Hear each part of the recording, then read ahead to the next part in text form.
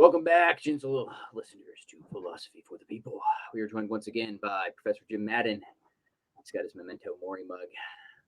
Never know when we're just gonna stroke out on camera. Hopefully not today. Well, we're talking about a dialogue on death. Yeah. So what are we doing today? Well, here's what we're doing.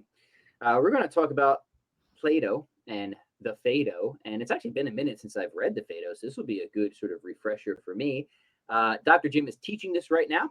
This semester, and I'm always about just like piggybacking off of what the professor's teaching his kids, just to milk some content out of him on here, some easy content on the podcast. But truth is, this stuff is always great, and this is philosophy for the people, so it actually makes a lot of sense to do stuff like this, I think. Yeah. Professor, good to have you as always. I hope my keepers at the college are okay with me reproducing my coursework for free online. But well, anyway, not, I am. So right. Well, so it's okay. My wife has a good job, so it's all right. So yeah, man, I don't think we've done anything on the Phaedo before. We obviously did the series on the Timaeus, we did the Republic, so this will be the first episode we've done on the Phaedo, which is always, it might be my favorite actually of the dialogues. So just I'm working from the Penguin Portable Plato. Okay. Yeah. I know. I just I picked this because it was like really good bang for the buck for my students, right? Mm-hmm. Maybe wouldn't be my preferred translation necessarily, but I'm going to use this one because it's what I've been teaching, right? I do love the Penguin Portable series, right? Yeah. It's so 1950s marketing, like, hey, you're a modern guy in the Go, but you can take your Plato with you, right? To your kid's flag football game, right? Yeah. Yeah, you know what I mean? Right? It's portable, right? Portable Plato, yeah. Portable Plato and color TV. Yeah. So I love the theme of this episode because we're going to talk about what is the Phaedo really about. So I guess I'm not going to guess anything. You're in charge here, Professor, so please lead the way. And anytime I do these like interpretive as opposed to like systematically philosophical takes on especially Plato, because I don't read the Greek. Okay, I'm not a classicist, so there's all sorts of things that I'm sure an actual professional could like undo me on, right? So what I'm coming at is like this is where I've come to with this text after like teaching it for 25 years, right? You know what I mean? And so I know that was a little snotty to put it that way, but just sort of like after I have a lot of advanced degrees. Yeah, I have a lot of them, right? But just to say, like this is what I'm taking, having read this book like once a year for a long time. Yeah. But I admit I could be corrected by like an actual classicist, right? Sure. And when I say like the real point of the Phaedo is, I think I'm gonna like grossly generalize and like stereotype people, but I think most people, even when they're teaching the Phaedo to their students, right, they spend most of their time looking at the minutia of the arguments for the immortality of the soul. Mm-hmm. Okay? And like they take the book as Plato's attempt to prove the immortality of the soul. Like he's taking his best shot at that. Okay. Right. And I think a lot of us who come at it, like from a Catholic philosophical or Thomistic background, kind of like go in there with a little bit of confirmation bias, looking for some of the abstraction arguments and stuff to be there in Plato and things like that, right? And one of the things that always happens in your philosophy 101 class is, your instructor will point out to you just how really terrible most, if not all, the arguments in the Phaedo for the immortality of the soul really are. Okay. Right. Mm-hmm. And if we got into it, I don't really want to, but there's all sorts of like just easy philosophy 101 fallacies in these things, right? And the way this usually goes is then your instructor gives you a handout where it's like, Plato's argument is laid out like a blatant affirming the consequent or something like that, right? Mm-hmm. Oh, it turns out, Plato, the founder of the dude, was a dupe. Boom. Oh, he was a dupe, right? Okay, and moving on, right? I don't think that. I mean, I agree. I think the arguments are underwhelming, but I think that is actually part of Plato's point in the book. Okay. Interesting. Yeah. And by the way, I mean that was like literally my undergrad Plato experience, right? Yeah. Like almost verbatim, right? Yeah. And like what do you say about something like that? I mean, I guess maybe there should be a little bit more curiosity. It's like, okay, this guy clearly isn't a complete idiot, right? No. And like granted, even very smart people often make simple logical mistakes. It happens, right? That people Yeah. aren't infallible. But like sometimes the way that these classical thinkers are presented by modern, philosophy 101 professors is like makes them seem like complete, bumpkins, right? Yeah. I yeah, it's like, Right. and obviously there's something wrong with that. As for the arguments themselves, I'm not like in a position to like rigorously defend them, but I will say this: after spending a lot of time with Lloyd Gerson and how he interprets Plato, I have Yeah. come to see that there is a lot more potential rigor you can dig out of a lot of the Platonic arguments Yep. than you might Yep. see at first pass. But of course, that requires this sort of systematic analysis that somebody like Gerson's going to give you, And, which and I and I'll obviously say this cannot right too. now. Right? Another, and this will resonate with the Gerson deal too. An important thing to note is my read on Plato is the common ground with Aristotle is more important than their difference. And I think there's a lot more common ground. I think Aristotle may be showing up as a character at certain points in this dialogue too, right? It's not like these men hadn't met, right? And I actually think, we could do this later if we want to get into the more of the wheezy arguments, is I think the argument for recollection is basically the same argument for the separation of the active intellect into anima. I think it's the same argument. Okay. Coming to the equally difficult, maybe beyond our ken conclusion, right? For both of them, which I think is Plato's point, right? Yeah, right on. What I always say to my students, I think the real difference between Plato and Aristotle is not where they actually land. It's optimism versus pessimism, like whether or not this immortal life could be pulled off or not, right? Yeah, It's right. much more of an open question for Plato than it is for Aristotle, right? Where Yeah. Aristotle's like, hey man, I've met some great dudes and they they did it, Yeah. right? Yeah, I like that. Yeah. And when I say that, but I think there are some pretty clear mistakes, and I think they're put in there for a reason, right? And this is one of a big thing when I say anytime you approach a Platonic dialogue is Plato could have written treatises. He didn't have to write in the dialogue form, right? Yes. He goes out of his way to make dramatic presentations. He didn't have to do this, right?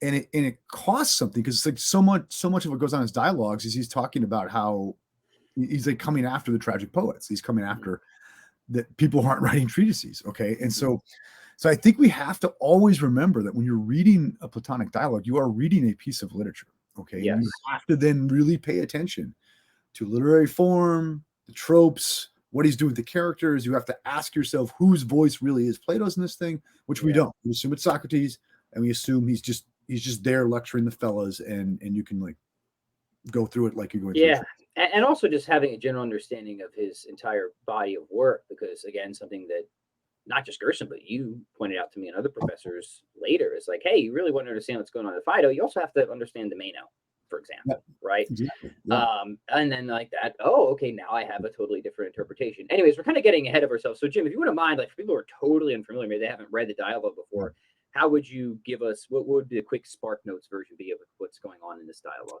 Okay, so the dramatic setting is, Socrates has been on death row for some weeks, right, after the trial. And there was a religious festival. And once that festival's over, it was legal to do capital punishment during the festival, so the festival's over. And now it's the day that he's going to be executed. Given the poison. Okay. Yeah. Now, I think important backstory stuff to the Phaedo is that Socrates could have escaped, like that, or according to Plato, he could have escaped and left the city. I think as we brought this up in great detail in our bit on the Republic, right? Yeah. He could have left the city, but he opted to stay out of a sense of loyalty. Okay. And now, like, the time has come. Okay.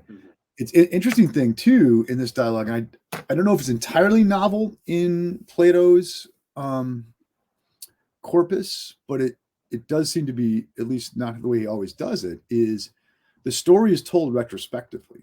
It is Phaedo is not a party to the conversation, the dialogue. He is recollecting the dialogue that he had witnessed to a guy named Echecrates. Okay. So it's important. Okay. So just think of like the themes that go on. Like this should like give you like tingly, like there's something interesting going on here. Yeah. It's a dialogue about recollection told as a recollection. Yeah. Right. Okay, so we begin with Phaedo's recollection, and eventually we're going to get like a important piece of the dialogue is going to be this a claim about recollection. Okay. Mm-hmm. I think it's also very important in the initial setting that Plato intentionally absences himself from having been there. Mm. Like he goes out of his way to have Phaedo say, or Echecrates asks, who was there? And, Phaedo runs down the usual cast of characters from the early dialogues. And he says, oh, but Plato had taken sick that day. He wasn't there. So, I mean, I think we need to ask ourselves, like, okay, what is Plato's then actual disposition to this conversation? If he's like, wants to make it clear, I didn't have anything to do with this conversation. Right? Okay. But I don't know how to answer that, but I do think that's got to be out there. Okay. Now, yeah, something worth considering. Right on.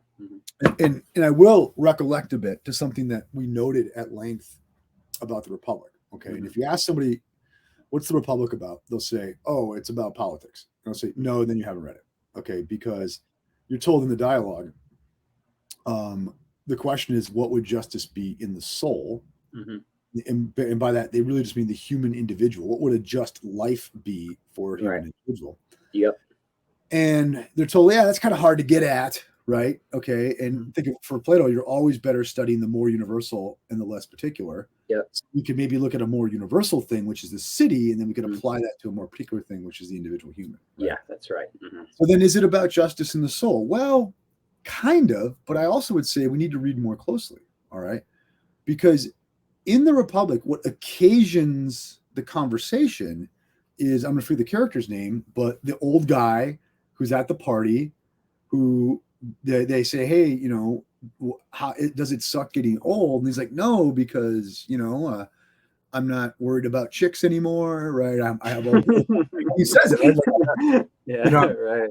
I'm over. Well, my vital essence is all dried up, right? Yeah, my vital essence is all dried up, but that means I'm not distracted, and I can think about better things and spend my time on other things, and I'm less distracted by the passions of youth and all this. And they say, okay, but don't you worry about dying? He says, well, I don't have to worry about death because I've lived a just life. Okay. Yeah. And the guys say, well, what does that mean? He's like, I gotta go kill the goat for the sacrifice. Gotta go. He leaves. Right. Exactly. Yeah. And then that claim about death occasions the discussion. Yes. The last act of the Republic is a myth about death. It's a real trip. Yeah. Yeah. Okay. So what is the Republic actually about? It's about death. That is, it's the problem of death is the central problem of the Republic, right? But Plato has to pull all these layers to get there. But now once again, he's always playing with you as a piece of literature. He tells you the point of the book by bookending the book in these two themes without really following them throughout. Yeah. Right. Good. Okay. Enter the Phaedo. First thing that happens in the Phaedo is the guys show up, right? The guys show up at the prison. They're a little weepy because Socrates is going to die. Socrates is not alone. He is there with Xantippe. Xantippe is his wife. Okay.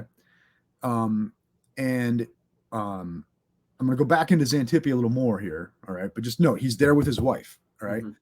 And then Xantippe, the guys sees the guys there and she gets all weepy. Oh, it's the last time you'll see your friends. It's the last time your friends will see you. And it's so sad. You guys are together for the last time. And she gets all weepy. And then Socrates is like, get the woman out of here. Yeah. So Xantippe and his kid are taken out of the room. Or I think she goes back to the kid. But Plato goes out of the way to say Xantippe has borne him a child, a young child. Okay. And that's important because Socrates, we know, is in his 70s. Okay. So what do you know about Socrates? He's got a wife half his age. At best. All right. His vital essence is not all dried up. Yeah, his vital essence is not dried up. And why is she visiting him in prison? It's probably the last conjugal visit. Yeah, right. Right? Okay. And any reader of the book would be like, I know what Socrates was really doing with Xantippe before he sent her away, right? One of the last moments in the book is one of the fellas, Apollodorus, as Socrates is drinking the poison, starts crying and getting weepy. And what does Socrates do? He tells him, get out of here. You're carrying on like a girl. Okay, right? So you get symmetrical events on either side of the document, which I think tells us something very important about this, right? And leaving aside Greek heavy misogynistic stuff, right? The point is women, in their view, are more closely tied to bodily life than men. it's their view, right? And because they have a sense of like how the facts of life work and menstruation and all that, and they just Right. see women as There's a theory, right? Yeah. yeah, not my theory. But there's a theory, right? Yeah, not my theory. Okay, that they're more It tied has to do with triangles, right? Yeah. yeah, yeah, that's right. Read your Timaeus, right? You'll get it. Yeah, right. Okay. They're more tied to bodily life. Stuff that's only funny to us, right? Yeah. Okay. Okay. So what is the point in both moments in the dialogue? The woman, the body is sent away. Okay. So like the main teaching of the Phaedo is to get over the body. Mm-hmm. Now, and it's supposed to mean like the biological. And okay, right. But also keep in mind, in as much as Socrates is tied to Xantippe and the baby, he's attached to something local, right? Yeah. Like his commitments are to just the particular human beings that he's been thrown into life with. Yes. Right. And if one is worried, like, and so like this, there's this problem. Like I'll admit it. Like I will have a hard time adjudicating justice fairly between a conflict between my kids and Pat Flynn's kids. For sure. Mm-hmm. Because they're mine and yours, and there's because they look like my dad, right? And it's right, and I'm just going to be more committed there. Okay, so in as much as I'm tied to like the commitments of family, right? Mm-hmm. I'm more local and less universal. Yeah. Mm-hmm. Right. Okay. So like body is like a metaphor for any kind of particular commitment that you can't justify beyond the fact that it's just the commitment I happen to have. Yeah. Whether it be your wife, your children, your physical, your home, being, right, your home, right, your city, all that, right? Mm-hmm. Okay. So what I see right here is like right now, like what's kind of the point of this thing? To get over that. Right? Transcend particularity. Yeah. I like locality is how I put it. I wrote a Substack about this. Like it's the transcendence of locality. To go from the merely local city to like the universal city, right? Because I think it fits the Republic theme. Okay. Yeah. Mm-hmm. Okay. So then what happens is Socrates sends away the girl, and he's like, "Let's talk, guys." Because they're like, "Yeah, why are you?" The guys are like, "Why are you so happy about this? Right? Why are you happy about dying?" Okay. Mm-hmm. And he says, "Well, because I'm a philosopher, right? And the philosopher is committed to is more interested in the absolutes and all these things." Okay, but notice this though. All right, what did he just get done doing with Xantippe? Mm-hmm. Right? Okay, like he's at least living a life of a monk there, Socrates. Yeah, he wasn't living a monkish life. And like if you read Plato's other dialogues, like the Symposium, everyone's carrying on about how amorous this Socrates guy is, right? And he's like pretty carnal. Like the guy's like, I don't want to be alone with him. He's going to creep on me, right? Yeah, it sounds like a modern day guru, man. Yeah, exactly. It's like any guru, right? Well, here's the deal: and then look at all my Lamborghinis. And he says in the dialogue, he says, so he's writing poetry too. And like, what does he tell you in the Republic? Don't go writing poetry, right? You know what I mean? He's doing the very things that we're told we shouldn't be doing, or we do with great care, right? And then he sends a message to his buddy Evenus, who's a poet / philosopher. You need to die as soon as you can. Like you should not delay your death. Go ahead and do this, right? Mm-hmm. Okay. But now think of it. And then they say, well, why is that? And then what in the dialogue, the guard says, well, if you start talking about philosophy, it's going to drag out how long it is till we kill you off. Mm-hmm. And the poison's going to take longer to work. We might have to do it 3 times. We have to give you an extra dose. Yeah, right. Yeah. So we're going to end up extending your life. Yeah. So does he follow his advice he gives to Evenus? He doesn't. He artificially extends his life, right? Okay. So the Socrates at the beginning of the dialogue is still wrapped in carnality, right? He's still clinging to his life and using philosophy as an excuse to do it. Right? Yep. You see what I mean? So, but then by the time you get to the end of the dialogue, he kicks another, for all intents and purposes, girl out of the room, right? Mm-hmm. And this time he mans up and drinks the poison. Right. Right away. Yeah. I'm going out, right? Mm-hmm. And his last words are like, give the chickens to pay my debt to Alcibius, who is the god that you would that you would give an offering to if you've been healed of a disease. Okay. Mm-hmm. So what I'm getting at here is in the dialogue, Socrates is not a completed project in the beginning. And you're witnessing his conversion to his own death. Yeah, right. He's got to like complete himself through the project, right? Through the Yeah. project, right? And what is he habituating himself to do is to look away from the local, right? Mm-hmm. Look away from these other commitments, which will then ease him to like realize that these commitments are at some level inauthentic, right? Right. And they're just what you've been given, and then and then to open himself up to another life that's immortal. Yeah, right? It's like a consolation of philosophy, if you will. Yeah, Different in detail, right? But sort of what's happening, right? Yeah, that's great. Do you think our boy Boethius maybe read this one? You know what I mean? Might have been some influence. And maybe maybe with more subtlety than your professor at Scranton State University.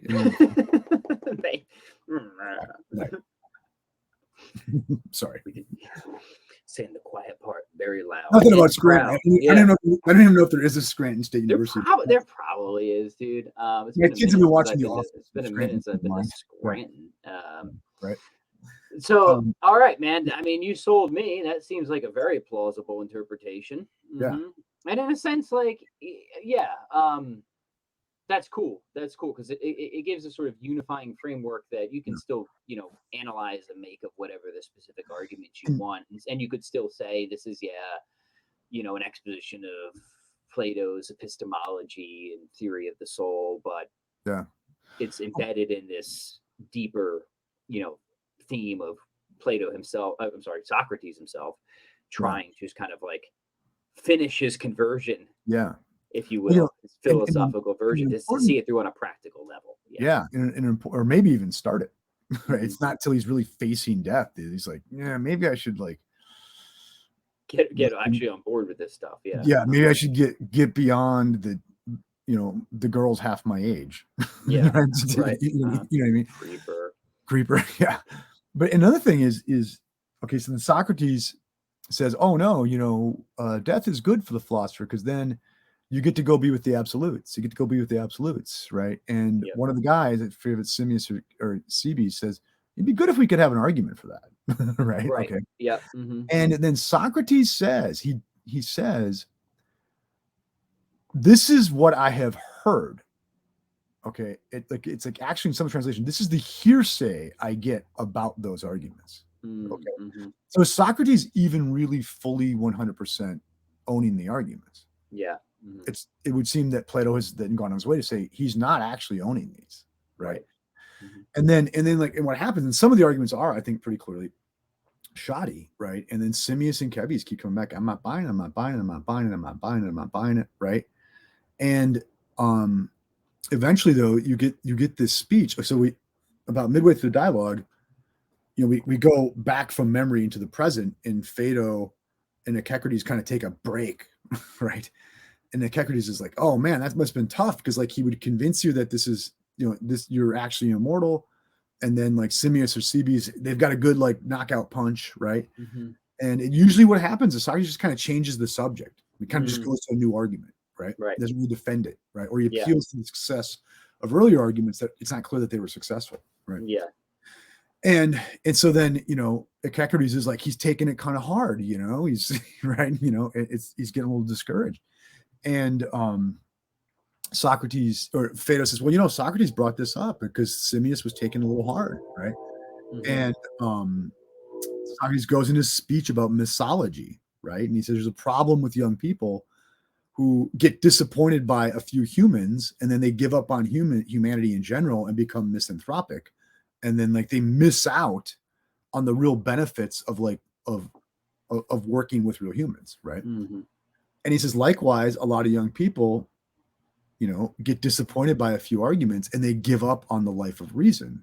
Right? Yeah, ain't that the truth? Mm-hmm. Yeah. Okay. And then they then miss the benefits of the life of reason. Okay. Right. Which is a consistent consistent process of Yeah. intellectual refinement, of course. And in this, I never noticed this before I reread this, like for the 27th time, right, with the students this semester. Simmias at the end of that speech from Socrates says, so it seems like all you can do is like look at the arguments as best that you can and look at all of them as best as you can, right? And then if you discover one that is absolutely convincing, you go with that. Like, okay, then now it's been demonstrated to you. And if you don't, you just have to go with, like, I think the word in the translation I'm using is like where like the best probability lies, Right. and just like rest in the uncertainty with the Mhm. best you can do. It's very interesting, right? And then Socrates says precisely. Okay. Mhm. So here's what I'm doing with this is like the arguments never, I think, come to any real conclusion. Okay. Yeah.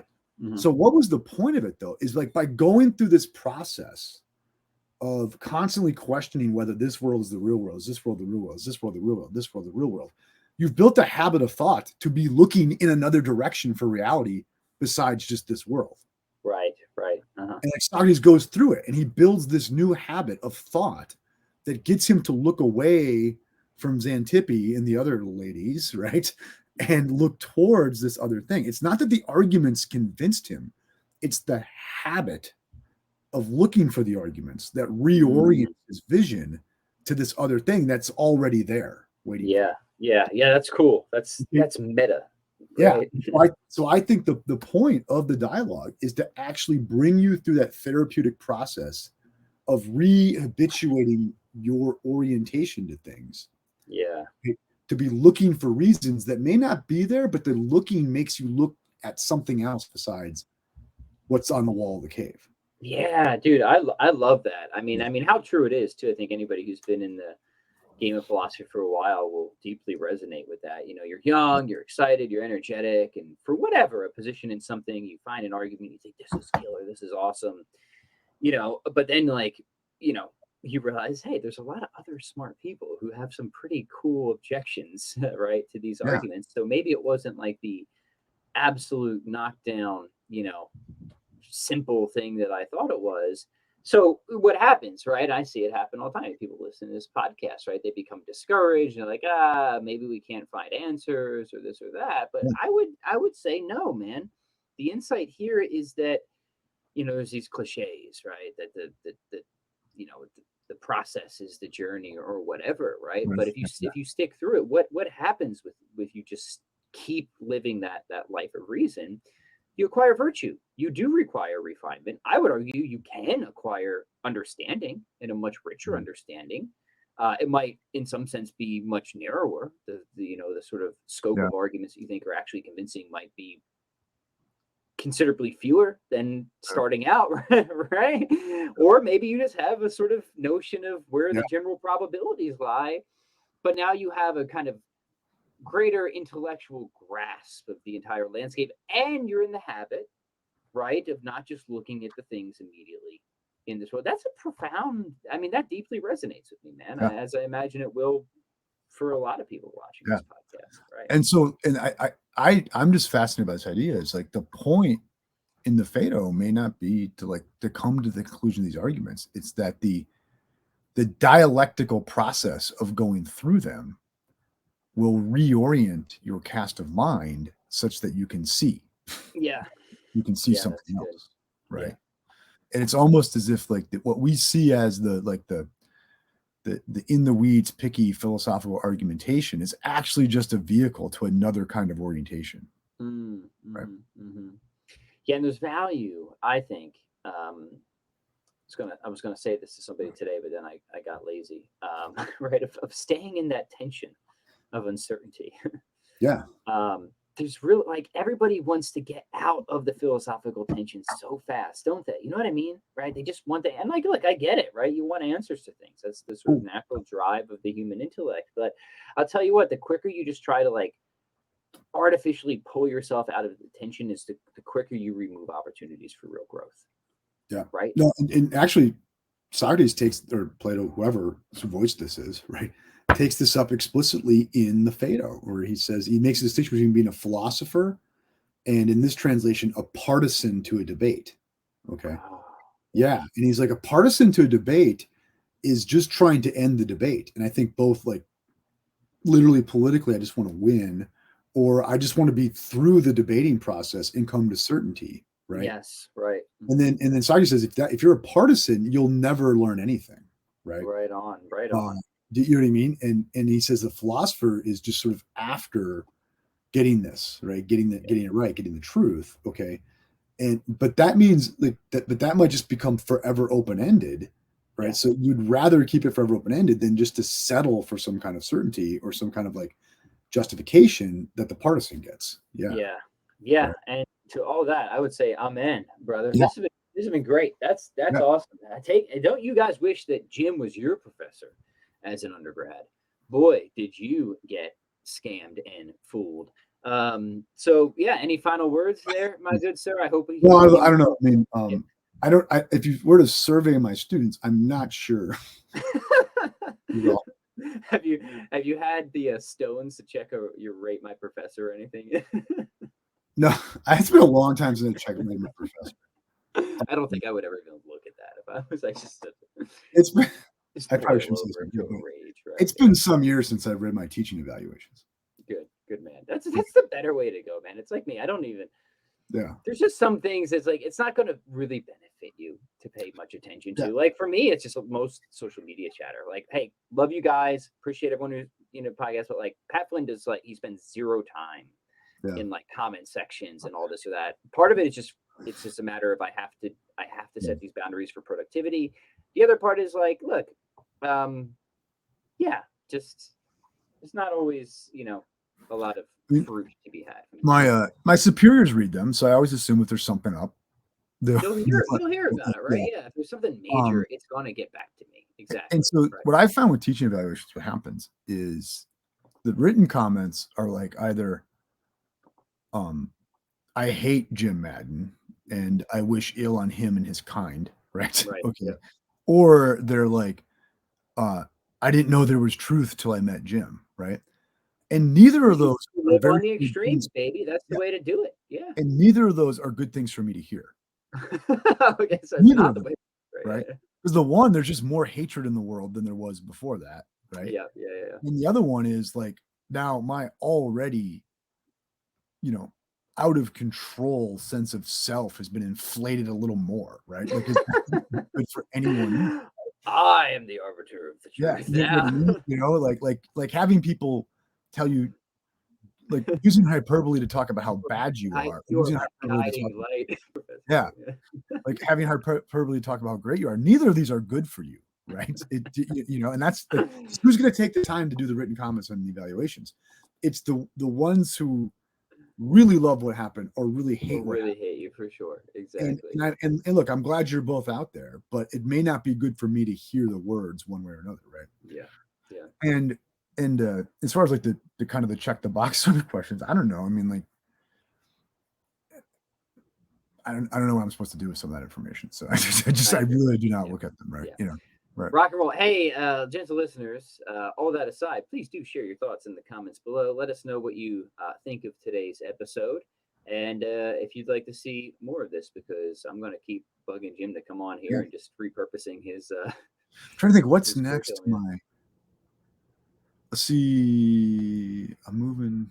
There's going to be some interesting stuff that I'm doing this semester. Like there'll be a series where I'm going to like rub like Galileo and Copernicus and Newton against the Timaeus. So that might be a good.